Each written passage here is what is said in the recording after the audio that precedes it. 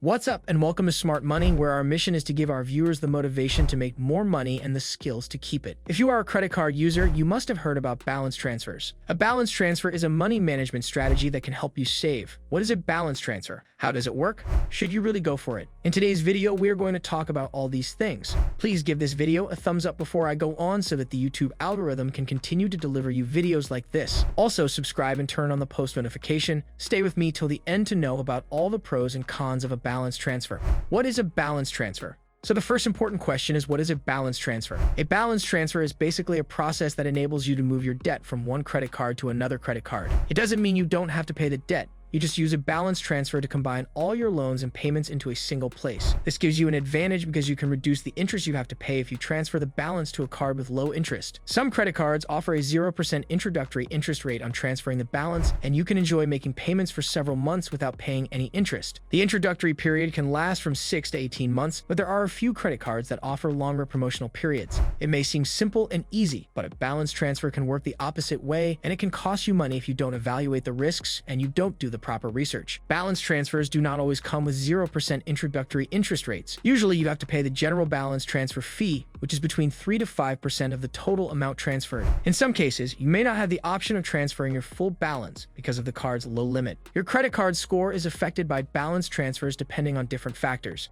If you are continuously opening new credit cards, then your credit card scores drop, but if you are just moving your balance to one or more of your existing credit cards with a lower interest rate, then it may not have any negative impact on your score. It is a positive thing because it will help you reduce debt. How does balance transfer work?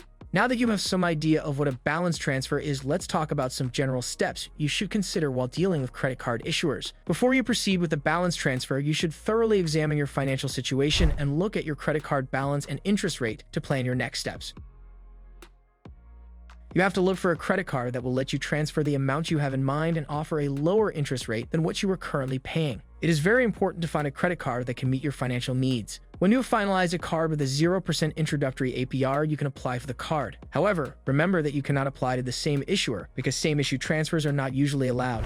Then you have to initiate the balance transfer, which you can do online or on your phone. You must provide complete information about your issuer, his name, account information, and outstanding debts. Some of the balance transfers are initiated by using convenience checks through which you can make payments to a particular organization or person, and you are then charged against your credit account. When you have completed the steps, you must wait a few days or weeks before the issuer approves your balance transfer. Another important thing to remember is to keep your payments going to the old card until the transfer goes through, or you will be charged with penalties for late payments. Once your balance transfer is complete, the issuer typically directly pays off your old account, and that old balance, plus the balance transfer fee, show up in your new account. Once your transfer is complete, you just have to make sure you make on-time monthly payments and get full advantage of the balance transfer. You should be fully aware of the terms of the balance transfer, and you should pay attention to APRs, who should consider it balance transfer. At this point, some of you may be wondering what makes people go for balance transfers. So there are 3 possible explanations for why people choose balance transfer. If you are paying your debt with a higher interest rate, you can consider a balance transfer to escape the high interest rate because a balance transfer enables you to move your debt from an account with a high interest rate to an account with a low interest rate. If you are making payments to multiple cards, balance transfer can help you gather all the debts in another place, and instead of juggling with multiple accounts, you can make fewer payments and manage your debts easily. It may take a long time to clear your debts, but with a balance transfer, you can receive a 0% interest rate during the promotional period, which can help you pay the debt faster by decreasing the amount of interest.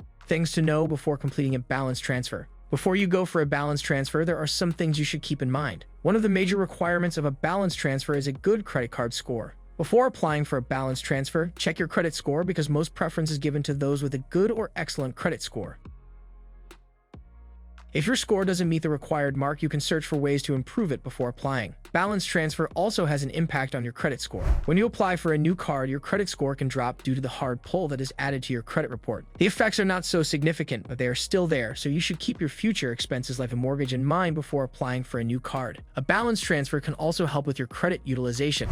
As I told you at the start, sometimes you cannot transfer all your debt to a single account due to limitations. Your new credit card issuer always looks at your credit history and then comes up with a credit limit. When there is a limit involved, always give preference to the high-interest debts to save the most money you can. You have to pay some fees for the balance transfer, so just make sure that the interest savings from the transfer justify it. You have to do proper research before you opt for a balance transfer. You have to select the right balance transfer credit card and check the credit limit and fees. After evaluating all the details, you have to see how much to transfer. Fill out all the details and complete the process. When you are issued a new card, use it wisely and make timely payments. Try to pay off all your debt by the end of the 0% APR period so you can receive the maximum advantage. I have given you a pretty solid idea about the balance transfer, so now let me share some of its pros and cons so you can decide whether you should go for it or now. Pros of balance transfers. First of all, we are going to talk about the pros of a balance transfer 0% interest rate. One of the major advantages of a balance transfer is the 0% interest rate you get during the promotional period. You can carry your debt for a few months without paying any interest on it and get your debt cleared faster. However, here at Smart Money, we recommend paying off your credit cards on time in full every month. When you are paying back the principal amount, the interest rate potentially grows over time, and it takes a very long period for you to knock out the original debt. But when you use a balance transfer, you can pay off the debt easily without paying any interest rate in the starting months. Consolidation of debt. Another advantage of a balance transfer is that instead of making multiple monthly payments, all your debts are consolidated into a single place and you can manage them easily. Lower credit utilization. As I said at the start, a balance transfer can negatively affect your credit score in the short term, but if we look at the long-term gains, it actually helps to boost your credit score. Over time, balance transfer enables you to decrease your credit utilization, which is a sign of responsible credit use. It also indicates that the user has credit to use in case of any emergency. Balance transfer increases your total credit by the amount of credit on the new balance transfer card, but your credit utilization rate keeps decreasing as you make your monthly payments. This is a long-term benefit of using a balance transfer, so we will count it among the pros. Cons of balance transfer. Now let's talk about the cons of the balance transfer. Balance transfer fees. When you are transferring your balance to a new credit card, you are charged a certain amount for the transfer. The usual percentage is somewhere between 0 to 5%, but it can also be more in some cases. It depends on your credit card issuer and the terms of the transfer. APR. We have discussed how you can receive 0% interest during the introductory period and try to pay your debt before this period expires, but when you make a balance transfer, you should also consider the ongoing APR of the new card. You should consider the possibility that if you cannot pay your debt by the time the introductory period ends, then you will have to pay the regular APR. The APR for many cards depends on the applicant's creditworthiness, which can be higher than the card from which you are transferring your debts. If you think you will not be able to clear your debt within the promotional period with 0% interest, compare the APR of your current card with the APR of the card and you are going to transfer the balance. If the new rate is higher with the transfer fees included, then your advantage of reducing your debt will be canceled out and the balance transfer will not be as successful. When such a thing happens, only consider transferring the amount you will be able to pay back during the promotional period and leave the rest of the amount with the original card with a comparatively lower APR. Credit limitations. While balance transfers allow you to shift your debt to a low-interest account, credit limitations do exist. If you have a high-interest debt of, say, $10,000, you will not be able to transfer the whole amount. The amount of credit extended depends on several factors depending on the issuer, so you should be prepared to transfer only a chunk of your debt to the new card or to apply for multiple cards for a balance transfer. Risk of increased debt. Another con of balance transfers is that when you transfer your debt to a new card, you have more credit available, which can be very tempting to continue to spend and add more to your debt burden. If you are considering a balance transfer, you should analyze your financial needs before taking any step.